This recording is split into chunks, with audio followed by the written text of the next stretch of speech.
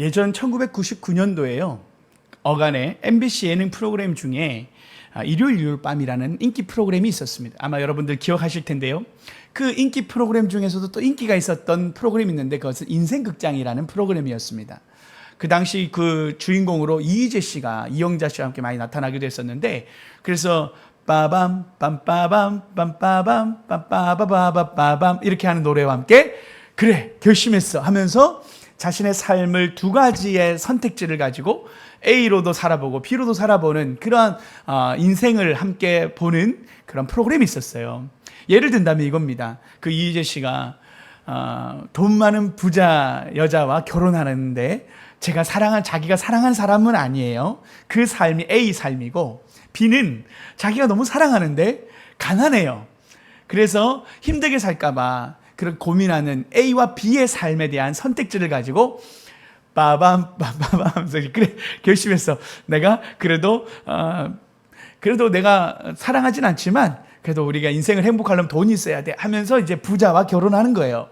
근데 이제 살아보니까 이 부잣집에 살아보니까 맞출 게 너무 많고 또 본인의 마음이 그렇게 사랑하지 않다 보니까 권태기가 빨리 찾아오고, 그렇게 자신의 마음을 힘들게 하는 아내로부터의 그런 말들이 받아들이지 않는 거예요. 예를 든다면 이런 거예요. 아내가 이렇게 말하는 거예요. 여보, 오늘 저녁 식사 자리에서는 말을 좀 아껴줬으면 좋겠어요. 저희 친구들이 당신이 하는 농담을 별로 좋아하지 않아요. 이런 얘기를 하는 거죠. 그럼 이 남편 입장에서는 부자랑 결혼하면 뭔가 다를 줄 알았는데 너무 답답해 라는 마음으로 그렇게 생각하는 겁니다. 돈이 많아도 이렇게 외롭고 답답한 줄 몰랐어. 이게 과연 내가 원했던 행복한 삶인가 하면서 그의 삶의 그 행복과 거리가 먼 삶을 사는 결말로 이르게 돼요. 그러면서 다시 원점으로 드라마가 돌아오듯이 이희재 씨가 다시 자신의 선택을 할 수 있는 기간으로 돌아옵니다. 그때 이번에는 가난하지만 아름답고 마음이 착한 내가 사랑한 사람과 결혼해야지라고 하면서 결심해서 하면서 결혼을 하게 됩니다. 그런데 소박한 식사의 시간이지만 아내가 이렇게 말하는 거예요. 오빠, 오늘 오늘 일하느라 힘들었지? 내가 따뜻한 밥을 차려줄게요. 이렇게 말하면서 식사를 함께 하는 거예요. 그러니 이 남편 된 사람이 당신이 옆에 있으니까 힘든 것도 다 잊어버리게 되네. 우리 잘 살 수 있을 거야 라는 희망의 말로 격려하는 것입니다. 그러면서 삶은 힘들지만 행복한 일상을 보내며 서로를 의지하며 살아가는 그의 삶의 모습이 그려지는 거예요. 돈이 없어도 이렇게 행복할 수가 있구나. 이게 내가 진짜 원했던 인생일지 몰라 하면서 예를 들어서 이렇게 결말을 짓는 겁니다. 그래서 이 프로그램은요, 이 두 가지 상반된 선택을 통해서 어떤 선택이 어떤 결과를 낳는가, 선택이 중요하다는 것에 대한 이야기를 담은 프로그램이었습니다. 여러분, 인생의 선택이 우리에게도 동일하게 주어진다면, 만약 여러분의 삶에 어느 순간 돌아가서 나의 선택을 이렇게 했으면 어땠을까라고 하는 그런 생각이 드는 장면, 여러분 혹시 떠오르는 시간이 있습니까? 아니면 여러분의 삶에서 나는 똑같은 선택을 그 당시로 돌아가도 했을 거야 라고 생각하는 분이 계십니까? 남편분들에게 질문하면 지금의 아내와 결혼하실 것입니까? 자, 네, 얼굴들이 다들 밝습니다. 네, 그랬다라는 거겠죠. 그럼 반대로, 여러분, 우리 아내분들이요, 그때로 돌아가서 남편과 결혼한다면 결혼하시겠습니까? 네, 얼굴들이 조금, 조금 어두운 것 같아요. 농담입니다. 다들 밝으셨어요? 우리의 인생의 가장 중요한 선택이라 한다면 결혼도 있을 거고요, 직장도 있을 거고요, 내가 어떤 지역으로 이사하는 걸 수도 있고요, 한편으로는 또 교회를 선택하는 걸 수도 있고, 우리의 선택은 어떤 선택이냐에 따라서 우리의 인생이 달라질 수 있다는 것이 사실이지요. 그래서 선택은 매우 중요합니다. 특별히 오늘도 성경에도 선택에 대한 이야기가 나와요. 그것을 오늘 우리 15절 말씀을 함께 볼까요? 15절 말씀을 함께 살펴보기를 원합니다. 함께 이 말씀을 읽습니다. 시작. 그런즉 지혜 없는 자 같이 하지 말고 오직 지혜 있는 자. 여기서 이 지혜 있는 자라고 하는 이 단어를 통해서 지혜가 있는 사람이 있고 지혜가 없는 사람이 있다라는 걸 통하여 우리의 삶을 지혜 있는 삶을 선택해야 된다라는 것에 대해서 이야기하고 있습니다. 특별히 여기서 주의하여 보라라는 주의하다라는 단어는 문자적으로 주의 깊게 살펴보다라는 의미가 있어요. 주의 있게 살펴보라는 겁니다. 그리고 행하다라는 단어는 살아가다, 걸어다니다라는 표현이 내포된 의미인데요. 너의 인생길을 어떻게 걸어가야 할지 주의 깊게 살펴보라라는 맥락 속에서 인생의 길을 주의 깊게 살피며 선택해야 되는데, 그것이 바로 지혜 있는 삶을 선택해야 된다, 지혜 없는 삶을 선택하지 말라라는 맥락에서 오늘 사도 바울이 이야기합니다. 그래서 우리가 지혜로운 선택이 무엇인가를 오늘 함께 이야기해 보고자 하는 거예요. 나의 삶을 선택의 연속 속에서 살아가는데 어떤 선택을 하는 것이 지혜로운 선택인가? 다시 말하면 지혜로운 선택을 말할 때 하늘의 지혜로 살아가는 삶에 대해서 이야기해 보고자 하는 겁니다. 그래서 오늘 설교의 제목은 하늘의 지혜로 사는 삶입니다. 오늘 하나님께서 우리의 삶이 하나님이 주신 지혜로, 우리가 하나님의 선택, 하나님이 기뻐하신 선택을 함으로 하나님 앞에 아름다운 선택의 결말로 우리가 드려지는 그런 삶이 되기를 바라는 마음으로 이 말씀 속에 결단하고 하나님께 순종하는 시간이 되었으면 좋겠습니다. 우리 함께 16절 말씀도 이어서 함께 보고자 하는데요. 16절 말씀 짧지만 한번, 이 말씀이 우리에게 잘 아는 말씀입니다. 함께 읽습니다. 시작. 세월을, 고대 이 그리스에는요, 시간이라는 개념에 있어서는 두 가지 개념으로 사용되었대요. 우리가 잘 알고 있는 카이로스와 크로노스라는 단어가 당시 고대에는 시간이라는 개념에 두 가지 의미를 사용했다라는 맥락에서 단어가 쓰였어요. 그래서 이 크로노스라는 단어는 지금 우리가 말하는 1시, 2시, 3시, 4시 연속적인 시간을 의미하는 말 그대로 일상적인 시간을 순서대로 나열한 시간의 흐름을 이야기할 때 크로노스를 사용합니다. 그러면서 정해진 시간의 흐름을 연속적으로 보낼 때 그냥 크로노스, 단순한 우리가 말하는 시간입니다. 그런데 오늘 본문에서 쓰이는 이 세월이라는 단어에는 카이로스가 쓰여요. 이 카이로스라는 단어는 어떤 시간의 일정한 순서나 흐름을 이야기하기보다는 기회, 적절한 시간을 의미하는 뜻이 더 강합니다. 양이 아니라 질로 평가되는 시간적 의미를 담고 있어요. 그래서 어떤 특별한 기회나 상황이 찾아오는 순간, 어떤 선택을 할 때 어떤 결정을 내리는 그 순간, 그 시간을 의미하는 카이로스적 의미가 이 단어로 사용되었다라는 것입니다. 그래서요, 오늘 이 문맥에서 조금 더 우리가 살펴본다면 에베소서 5장을 우리가 함께 읽었을 때 전문맥에 보면, 여러분, 우리가 빛의 자녀로 살아가는 삶에 대해서 지난주 보았지 않습니까? 빛의 자녀로 살아가는 삶에 대한 이야기 속에 이 문맥이 함께합니다. 그래서 세월을 아끼다라는 말은, 또 하나님 앞에 지혜롭게 살아간다는 삶에 대한 부분은 우리가 하나님께서 주신 시간을 지혜롭게 써야 되는, 말 그대로 하나님이 기뻐하시는 삶의 모습으로 드려져야 된다는 문맥 속에서 카이로스적 의미가 맞다라는 것이죠. 그래서요, 이 시간을 아끼다라는, 세월을 아끼다라는 단어도요 매우 의미가 있어요. 여기에 보면 헬라어로 엑사고라 조메네이라는 단어가 구속하다, 속량하다라는 뜻을 가지고 있어요. 다시 말하면 시간을 건져내라, 시간을 구속해라, 시간을 여러분 그렇게 값지게 사용하라는 의미를 담고 있다라는 겁니다. 그래서요, 이 시간을 아름답게 선용하는 선택을 해야 된다는 거. 아까 말한 것처럼 따단 딴따단 이 노래 나오는 것처럼 우리 인생 속에는 선택의 순간 속에 우리가 세월을 아끼다라는 것은 하나님이 주시는 지혜로 아름다운 선택, 가치 있는 선택을 해가야 된다는 것을 의미하는 카이로스적 시간에 대한 아끼라는 의미가 담겨 있다는 것입니다. 그러면서 우리가 그러면 예를 든다면 좀 어떤 상황이 있냐면 이런 상황이 될 수 있겠죠. 어떤 갈등이나 오해가 있는 사람과의 관계 속에서 어떤 회복할 기회가 찾아오면 마음을 열고 용서하고 화해의 손길을 내미는 순간이 바로 이 카이로스적 세월을 아끼는 시간에 포함될 것입니다. 용서와 화해의 순간을 가지는 것에 대한 기회를 놓치지 말라는 것입니다. 그것을 구속하라는 뜻의 속에서 우리가 시간적 선택에 놓치지 말라는 거고요. 또 다른 의미는 우리가 말씀을 읽거나 기도할 때, 또 누군가의 조언을 들을 때 마음 깊이 어떤 깨달음이 일어나지 않습니까? 그럴 때 그 순간을 놓치지 않고 그 깨달음을 실천하기 위한 결단과 순종의 삶을 생각하고 결단할 때 그것이 세월을 아끼는 것이 될 수 있다는 것을 또한 의미합니다. 그리고요, 또 누군가를 도와줄 때도 동일합니다. 곁에 있는 누군가 어려움에 처해 있을 때 우리가 위로해 주거나 격려해 주는 시간을 우리가 보내고 사랑을 베풀 때 그 시간을 우리가 세이브시키는, 아끼는 것입니다. 그리고 그 선택이 하나님 보시기에 우리가 취해야 될 선택 사항이라는 것이죠. 그리고요, 우리가 자녀들과 의미 있는 시간을 함께 보내는 것도 우리가 세월을 아끼는 것에 포함될 수 있겠죠. 자녀가 성장하는 과정에서 부모와의 관계를 맺는 게 얼마나 중요합니까? 그래서 바쁜 시간 흘러가는 시간에 자녀와 함께 있는 시간을 결단하고 그 아이들에게 사랑을 전하고 가르침을 줄 때 그것이 또한 세월을 아끼는 중요한 또 예가 될 수 있겠습니다. 더 나아가서 우리 개인으로는 어떨까요? 우리도 힘든 삶을 경험하기도 하고 때로는 도전의 삶을 경험할 때 우리가 그 기회를 하나님 앞에서 발전시키는, 나를 발전시키는 순간으로 사용하는 카이로스적 순간으로 우리가 세월을 보내는 것, 그래서 그 고난을 이겨나가는 그러한 결단을 우리가 해보는 것도 중요한 카이로스적 시간이 의미하는 바입니다. 그러면서요, 이 세월을 아끼다 후반절에 나오는 게 뭐예요?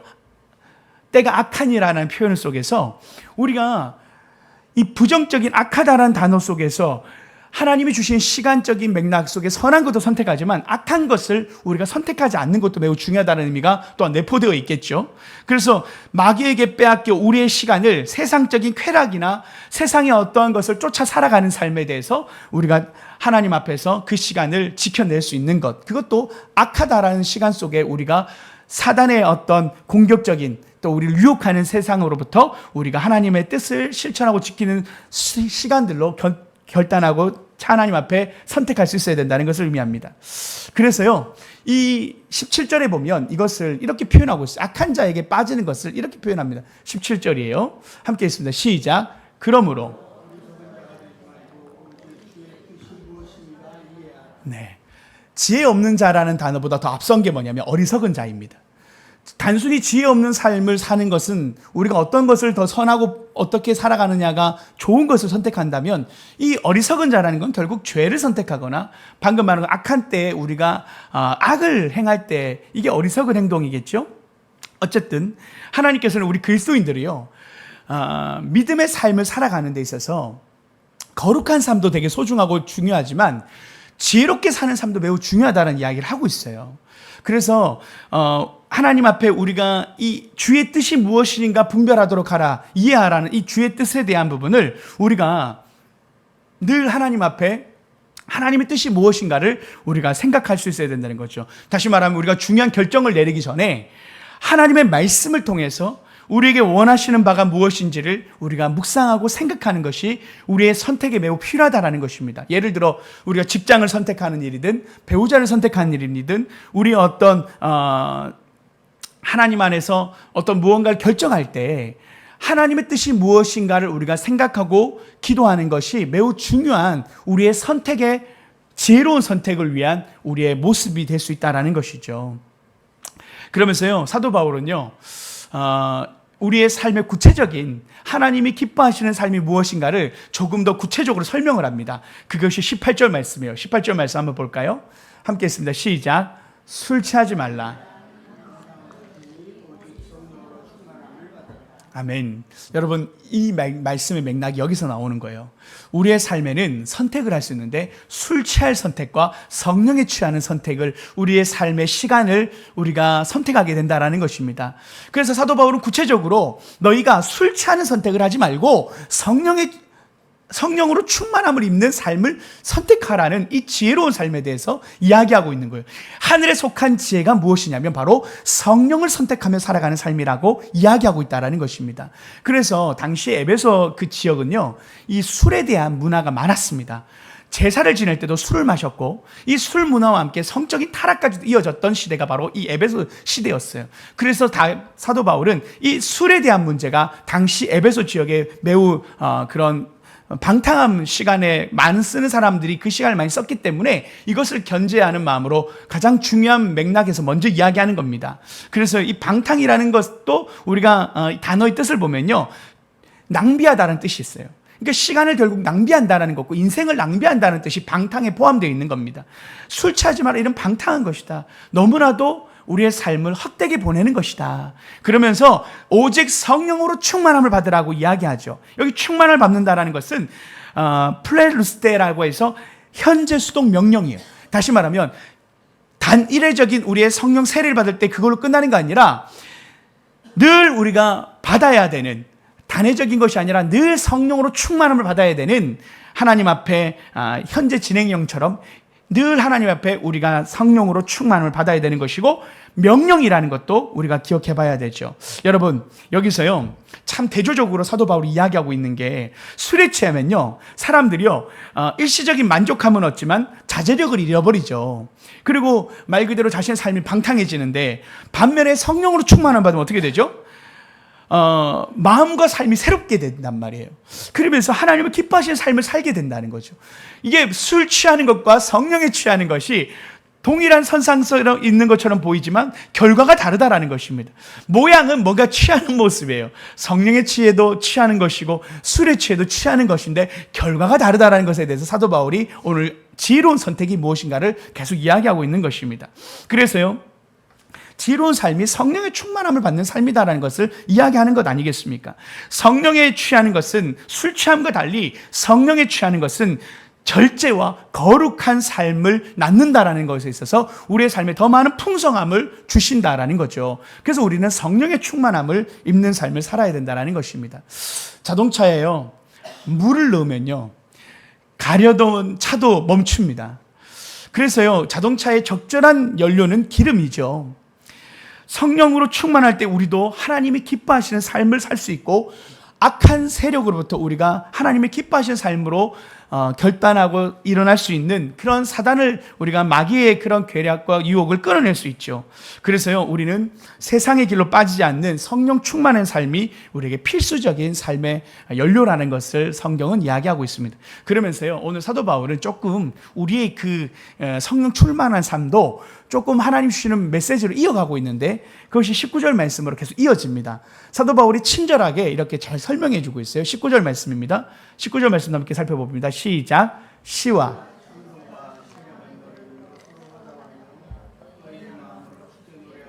찬송하며. 여러분, 술 취하면요, 사람들이 뭐합니까? 노래방 많이 가지 않습니까? 술 취한 사람들이 가장 많이 하는 게 노래 부르고 흥겨운 가운데 막 즐거워지는 거예요. 근데 동일하게 성령에 취하면 치와 찬미와 신령한 노래들이 나온다라는 겁니다.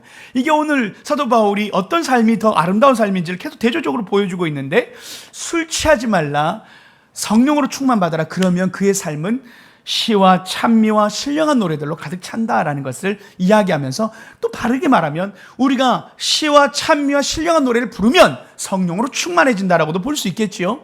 다시 말하면 지혜로운 삶은 무엇이냐? 하나님을 찬양하는 삶이다 라고 이야기하는 것입니다.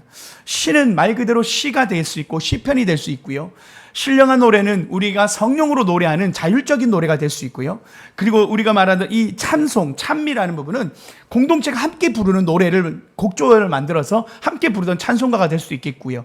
어쨌든 중요한 것은 그 마음에 너희 마음으로 주께 노래해라 라고 하면서 전심으로 하나님을 노래하는, 감사하는 마음, 찬양하는 삶을 우리가 살아야 된다라고 이야기하는 것입니다. 그것이 하나님이 주시는 성령의 충만한 삶이고, 더 나아가서 지혜로운 삶이고 하늘에 속한 자의 삶이다라고 이야기하고 있는 것입니다.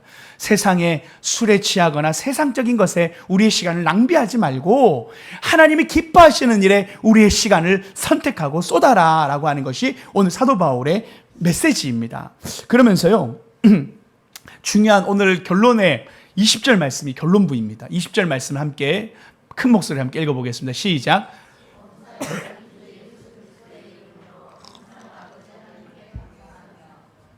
이 성령 충만한 생활의 그 삶이 찬양과 시와 노래로 나오는 그 결론이 뭐냐면 감사의 열매를 드린다라는 겁니다. 감사가 중요한데, 여기서 우리가 알듯 범사에라는 표현이 먼저 쓰여요. 범사에 우리 주 예수 그리스도의 이름으로 하나님 아버지께 감사하라는 범사는 좋은 일도 나쁜 일도 힘들 때도 그 모든 순간에 감사하라는 뜻을 내포하고 있습니다.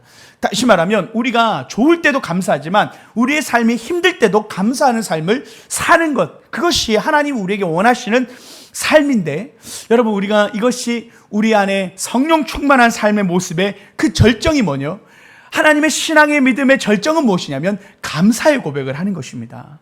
그것이 하나님 우리의 삶에 가장 원하시는 삶의 모습이라는 것을 사도 바울은 이 메시지의 끝자락에 이 감사의 삶을 도전하고 있다는 거예요. 그래서 다시 말하면 지혜롭게 사는 삶이 뭐라고요? 감사하는 삶이라는 거예요. 하늘의 지혜로 사는 사람은 감사하며 사는 삶이다. 사도 바울은 오늘 그 얘기를 하고 있는 거예요. 감사한 마음으로 찬양하고 노래 부르고 성령으로 충만하는 것이 결과적으로 다 이어지는데 감사의 삶으로 이어진다. 그것이 오늘 우리에게 하나님 주고자 하시는 큰 메시지입니다. 여러분, 스탠리 텐이라는 그 한 미국의 한 사람이 있었습니다. 그 사람이요, 이민자의 아들로 태어났는데 그가 아무것도 없는 그 상황에서 미국에서 작은 사업을 시작합니다. 그가 노력하고 열정을 내서 말 그대로 최선을 다해 살아가면서 하나님만 의지하며 하나님과 함께 그의 삶을 살아가며 그가 회사를 차리게 되는데 그 기업이요, 세계적으로 유명한 기업이 되고 큰 부자가 됩니다. 그리고 성공을 거두면서 존경받는 위치에 올라가게 됐는데요. 그런데도 그는 늘 겸손하고 감사하는 마음을 잃지 않았습니다. 그런데 어느 날 생각지도 못한 날벼락 같은 천천병력과 같은 하나의 소식을 듣게 돼요. 그것은 뭐냐면 1976년에 척수암 말기 진단을 받게 된 것입니다. 그가 척수암 말기라는 이 단어를, 그런 시간이라는 의사로부터의 소견을 받았을 때 얼마나 놀랬고 마음이 힘들었을까요? 그 의사가 이렇게 말하는 거예요. 스탠리 박사님, 안타깝게도 치료 방법이 없습니다. 약물로도 수술로도 이 암을 없앨 수가 없습니다. 남은 시간이 그리 많지 않을 것입니다. 라는 이야기를 드는 거예요. 만약 여러분이 그런 이야기를 들었다면 여러분의 마음은 어떻겠습니까? 어떤 생각이 먼저 들고 어떤 마음이 여러분 가운데 찾아올까요? 이 스탠리 박사님은 말 그대로 열심히 살았고 최선을 다해 살았고 그의 삶을 하나님과 함께 노력하며 살았는데 그가 들었던 이 마지막 이 메시지가 불치병과도 같이 들려졌던 것이죠. 그때 순간 그 스탠리 박사의 그 아픈 눈이 앞이 캄캄해졌다고 이야기를 해요. 평생 일구어 모든 것이 헛되게 느껴지고 그토록 아끼고 사랑했던 가족과의 이별을 생각하니 마음이 짠해지고 메어졌다는 거, 가슴에 메어졌다는 거예요. 여러분, 사랑하는 가족을 이별해야 한다는 생각 속에서 오늘 하루를 살게 된다면 여러분 어떤 마음일까요?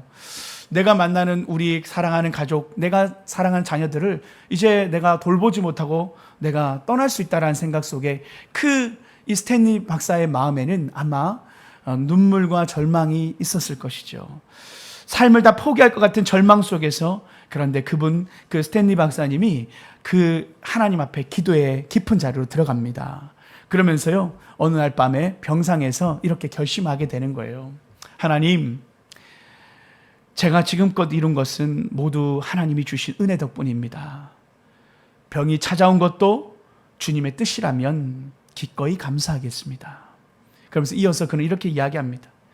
하나님, 저를 병들게 한 것도 감사합니다. 만일 죽는 것이 주님의 뜻이라면 그것 또한 감사로 받아들이겠습니다. 그러나 만일 주님께서 저를 살려주신다면 남은 생을 온전히 주님을 위해서 살겠습니다. 참 이분의 고백이 참 놀랍지 않아요? 이미 나에게 주신 것이 다 하나님이 주신 것인데 가져가시는 것도 감사합니다라는 이 고백이 사실 우리의 삶에 감사하지 못하는 가장 큰 이유가 바로 여기에 있지 않는가 생각해 보아 되었습니다. 우리가 가진 것에 대해서 감사할 때는 많아요. 근데 가져가실 때 감사하지 못할 때가 많습니다. 그때 우리가 하나님 앞에 드리는 그 염려와 두려움 속에 우리의 믿음은 뭔가요? 하나님이 이 재정을 주셨다는 것을 우리가 기억하지 못한다는 것입니다. 이미 주신 것을 가져갈 때도 하나님이 가져가시는 것이고 내게 주신 것은 하나님으로부터 왔다라는 믿음이 있다면 가져가시는 것도 하나님이 가져가시는 것이다라는 이 믿음의 고백이 사실 참 마음에 도전이 되었습니다. 동일하게 우리의 건강을 주신 분도 하나님이시고 건강을 가져가시는 분도 하나님이다라는 이 고백이 사실 정답 아니겠습니까? 근데 알지만 참 어려운 거죠. 그래서 믿음의 그 고백 속에 하나님이 주신 것에 하나님이 가져가시는 분이십니다라는 그 믿음까지 나아가는 게 참 우리의 숙제인 것 같아요. 우리에게 주신 것을 가져가면 우리는 마음이 어려워서 두려워서 염려할 때가 많잖아요. 그런데 이분의 믿음이 뭔가요? 가져가셨다면 다시 주실 수도 있는 분이시다. 그분이 하나님이 지금 나의 삶을 이렇게 채워주셨다면 가져가실 수도 있고 또 채워줄 수 있는 분이시다. 우리의 삶의 주인이 하나님이다라는 것을 고백하는 것이 우리에게 주신 하나님의 오늘 우리에게 말씀이라는 생각을 해보게 돼요. 여러분, 하나님이 우리의 모든 걸 주셨지 않습니까? 가져가실 수도 있고 또 주실 수도 있는 분이시다. 그 믿음으로 우리가 하나님 앞에 믿음 가운데 나오는 것이 먼저 오늘 이 말씀을 통해서 또 이분의 삶을 통해서 우리가 먼저 도전받았으면 좋겠고요. 그러면서 이분이 이렇게 말하는 거예요. 매일 아침 눈을 뜰 때마다요, 첫 마디를 하나님 앞에 결단하는 거예요. 감사합니다로 시작했대요. 그 감사합니다라는 말을 반복하면서 하루를 시작했답니다. 감사합니다. 오늘 하루를 살 수 있게 해주셔서 감사합니다. 통증으로 고통스러워도 그분은 감사했고 몸이 조금이라도 움직여지면 감사했대요. 그러면서 그의 기도가 점점 간절해지면서 마음속 깊은 곳에서 우러나오는 진정한 감사의 기도가 늘 있었답니다. 주신 모든 순간 하나님께 감사하며 오늘 주신 하루에 감사하며 나에게 주신 이 하루가 선물입니다라는 마음으로 살았대요. 그렇게 시간이 흘렀는데요, 어느 날 신비한 변화가 찾아왔답니다. 몸의 통증이 조금씩 줄어들기 시작했다라는 거예요. 미약했던 몸에 힘이 돌아오기 시작한 거 아니겠습니까? 그래서 병원에 가서 다시 검사를 받는데 놀라운 소식을 듣게 되는 겁니다. 암세포가 점점 사라지고 있다는 소식인 거예요. 의사도 아무런 설명을 할 수 없고 이게 어떻게 가능한 일인가에 대해서 의문을 품게 되었다는 겁니다. 그리고 결국은 완전히 회복되어져서 병상에서 일어났대요. 그러면서 마치 아무 일도 없었던 일처럼 회사로 돌아왔다는 것 아닙니까? 그리고요, 그분이요, 2023년 4월 16일 107세의 나이로 세상을 떠났답니다. 할렐루야. 너무나도 은혜로운 하나님 앞에 이 믿음의 고백 속에 감사의 삶을 살았을 때 하나님이 그의 삶에 주신 놀라운 축복이 무엇인가, 감사의 삶을 살았더니만 우리의 삶에 주신 하나님의 축복을 경험하였다라는 것을 이야기하는 것이죠. 그러면서 이분이 이렇게 이야기했다라는 거예요. 주변 사람들과 모든 직장의 동료들에게 깜짝 놀랐을 때, 그런 기적이 어떻게 가능했는지 의아할 때 그 스탠리 템 박사님이 조용히 미소 지면서 이렇게 얘기했다는 거 아닙니까? 제가 한 것은 단 하나뿐입니다. 매 순간을 감사했습니다. 하나님께서 주신 모든 상황에 감사했고 죽음까지도 감사히 받아들이겠다고 고백했습니다. 제 삶에 하나님께 감사드릴 것밖에 없었습니다. 그저 감사했습니다. 그랬더니 하나님께서 제 병을 낫게 해주셨습니다. 이것은 제 힘이 아니라 오직 하나님의 은혜입니다. 할렐루야. 여러분, 우리 모두가 감사로 병이 낫는다는 것을 이야기하는 게 아니에요. 이 스탠리 템 박사님은 나아서 감사한 게 아니라 병상에서도 감사하고 하나님 나의 삶을 데려가셔도 감사하고 하나님이 나를 낫게 해주셔도 감사하고 범사에 감사했다라는 것입니다. 좋을 때나 나쁠 때나 우리의 삶이 가장 하나님 앞에 아름다운 삶의 결정은 감사한 삶이다라는 것을 실천한 모습이었다는 것이죠. 하나님이 우리의 삶의 주인 아니십니까? 참 이분의 고백이 맞습니다. 나의 삶의 주인은 하나님이시니 나를 살게 하시는 것도 하나님이시고 나를 하나님께서 채워주시고 건강케 하시는 것도 하나님이시고 나에게 재정을 주시는 분도 하나님이시고 필요하시면 주시는 것이고 때로는 하나님이 가져가실 수 있는 분도 하나님이 그렇게 하실 수 있는 분이라는 사실을 인정하는 것, 그분이 살아계심과 그분이 나의 하나님이라는 사실을 인정하는 삶이 믿음의 삶이고 그것이 하나님이 우리에게 원하시는 삶이라는 것을 오늘 이 스탠리 템 박사님 통해서 우리가 보게 되는 것입니다. 여러분, 우리 안에 하나님 앞에 가장 지혜로운 삶은, 하나님 안에서 지혜로운 삶은 감사하는 삶이다라는 이 사도 바울의 고백의 절정스러운 이 고백 속에 사도 바울도 그렇게 살았어요. 사도 바울의 삶도 감옥에서, 오늘 이 에베소서도 감옥에서 쓰여진 서신서입니다. 감옥에서 무슨 감사의 이야기가 나옵니까? 그의 삶이 지금 절망 속에 감옥에 가 있는데, 여러분 정말 여러분 고소당해서 감옥에 가면 여러분 기분 좋을 사람 누가 있습니까? 여러분 인생이 끝난 것 같은 감옥에 여러분이 갇히게 되면 누가 감사가 나옵니까? 사도 바울은 지금 이 옥중서신이라고 말하는 에베소서, 빌립보서는 다 옥중서신인데 감옥에서 자신이 억울함 가운데 감옥에 있지만 그가 하나님 앞에 범사에 감사하는 이 고백으로 하나님 성령 충만한 삶의 모습이 절정이 무엇이냐? 하나님 앞에 지혜롭게 살아가는 삶의 하늘의 지혜로 사는 삶은 어떤 모습이냐? 범사에 감사하며 시와 찬며 노래로 하나님께 영광 올려드리는 삶이다라는 이 사도 바울의 고백을 우리가 함께 듣게 되는 것입니다. 여러분, 그랬을 때 빌립보서에 여러분 알지만 빌립보의 그 감옥에서 갇혔을 때 옥문이 열리는 기적이 일어난 것도 찬양 가운데 일어났던 은혜였습니다. 하나님이 그곳에서 하나님의 선교적 사명으로 하실 일이 있기에 감옥에 가게 하셨다는 것을 우리가 본 것이죠. 하나님의 일에는, 하나님이 우리를 이끄시는 길에는 우연이 없고 하나님이 우리의 삶을 인도하시는 삶에는 실수가 없다. 하나님 앞에 감사해야 한다. 나에게 하나님 주심도 가져가심도 감사다. 그것이 우리 그리스도인이 선택해야 할 가장 지혜로운 선택이요, 하나님 앞에 드릴 수 있는 가장 아름다운 모습이요, 영광이라는 사실을 오늘 사도 바울은 이야기하며 도전합니다. 힘들고 어려운 일이 있으십니까? 예상하지 못한 고난으로 힘든 가운데 힘겹게 살아가는 삶의 두려움과 염려 속에 사는 분이 계십니까? 여러분, 그 삶이 하나님이 우리의 삶을 붙잡고 계시다라는 믿음 속에서 하나님 오늘 우리에게 요청하시는 믿음의 도전이 있어요. 범사에 감사하자.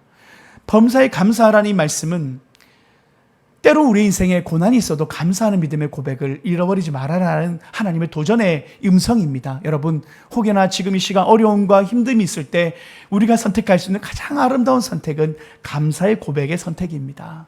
하나님이 우리의 삶에 감사로 우리의 삶을 채울 때 하나님께서 우리의 삶의 가장 선한 길로 인도하실 줄 믿습니다. 그것이 우리를 다시 살리셔서 간증의 삶으로 우리를 사용하신다면 하나님 앞에 얼마나 영광스럽게 쓰임받을 수 있겠습니까? 하나님 앞에 우리가 가장 아름다운 믿음의 선택을 하나님이 보고 계실 때 우리가 어떤 선택을 하느냐 하나님 보고 계십니다. 여러분, 우리가 힘들 때 하나님 원망해버리고 불평해버리면요, 이스라엘 백성이 되는 거예요. 목이 곧은 백성이 되는 거예요. 여러분, 하나님 앞에서 믿음의 가장 하나님이 우리를 평가하시고 하나님 우리를 보고 계신 분이 계시다면 우리가 우리의 인생에서 가장 지혜로운 선택이 뭘까요? 하나님께 인정받고 하나님께 칭찬받는 게 가장 하나님 앞에 가장 우리가 가장 아름다운 선택을 해가는 게 아닐까요? 하나님 보시기에 가장 아름다운 선택을 하는 것이 하나님이 주신 축복의 삶을 누리는 비결 아니겠습니까? 그것이 인생의 가장 지혜로운 선택이고 하나님이 보고 계시다. 하나님 나의 입술을 보고 계신다. 하나님 우리 인생의 주인이신 그 하나님을 믿는 믿음으로 우리가 살아가는 선택을 할 때 하나님은 내 믿음대로 될지어다. 내 믿음대로 될지어다. 하나님 우리의 인생에 기적을 베풀어 주실 줄 믿습니다. 그리 아니하실지라도 하나님 우리의 삶을 하나님께서 사용하셔서 하나님의 영광을 드러내는 통로로 우리를 사용할 줄 믿습니다. 결론적으로 주님께서 우리의 눈물을 닦아주시고 잘했다. 내 사랑하는 아들 딸아 잘했다. 칭찬하시고 우리 눈물 닦아주고 우리 위로하실 그날이 있지 않습니까? 힘들고 살았던 우리를 위로해 주시면서 우리의 삶을 주님께서 칭찬하실 그날 바라보며 믿음으로 지혜의 삶을 선택하는 저 여러분 되시길 축복합니다. 여러분, 감사는 성령의 충만한 비결의 중요한 결단이 됩니다. 하나님 앞에 노래와 찬양으로 우리가 힘들 때 기도가 나오지 않을 때 찬양을 해보십시오. 그러면요, 우리의 고백 속에 감사가 다시 새어 나오는 것입니다. 힘들 때, 어려울 때 찬양과 노래로 하나님 앞에 노래 부르면 다시 우리가 성령으로 충만해지는 은혜를 경험하게 되고 삶을 살아갈 힘을 얻게 되고 능력을 받게 되는 것입니다. 여러분, 감사가요 삶의 비결입니다. 이분이 암세포를 이긴 것이 감사하는 어떤 마음의 심리적 반영도 있을 수 있을 거예요. 우리의 삶에 스트레스가 있으면요, 삶은 더 피폐해집니다. 그러나 감사로 우리의 삶을 채우면요, 하나님께 감사하는 것도 감사지만 우리의 삶이 더 풍성해지는 걸 경험하게 되고 힘을 얻게 되고 노력하게 되고 삶을 긍정적으로 생각하게 되는 힘을 얻게 되는 것이 감사의 비결이 되기도 합니다. 그래서 감사는 손해보는 장사가 아닙니다. 오늘 하루를 감사히 살아가는 건 하나님께도 영광이요, 우리의 삶에 힘을 주시는 것도 동일하게 우리의 삶을 이겨내는데 큰 힘이 된다는 사실을, 그래서 감사는 지혜의 삶이요 하나님 주신 최고의 하늘의 지혜로 사는 삶이다라는 결론을 우리가 함께 보게 되는 것입니다. 여러분, 우리 옆에 분에게 얘기 인사합시다. 감사하며 살아갑시다. 범사에 감사합시다. 늘 감사합시다. 여러분, 그것이 오늘 주님 우리에게 주시는 하나의 적용이요 결단의 삶을 주님 우리에게 도전하십니다. 믿음으로 그렇게 하나님 앞에 우리의 입술을 감사로 우리의 세월을 아끼며 살아가는 저 여러분 되시길 축복합니다. 이렇게 기도하겠습니다.